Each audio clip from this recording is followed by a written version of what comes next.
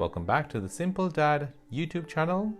In this video, I want to show you how to enable the most recent message on top in your message thread on your iPhone.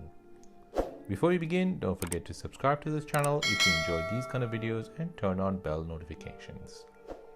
If you have threads enabled on your mail app, then all your recent messages will appear at the bottom of the message.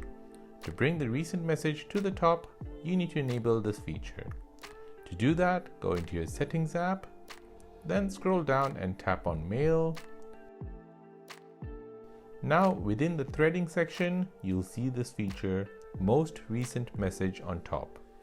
As you can see, it's disabled right now. Go ahead and enable this. Now when you go back to the Mail app, you can see that the most recent message will now appear at the top of the message thread. And that is how to enable the most recent message on top in your message thread.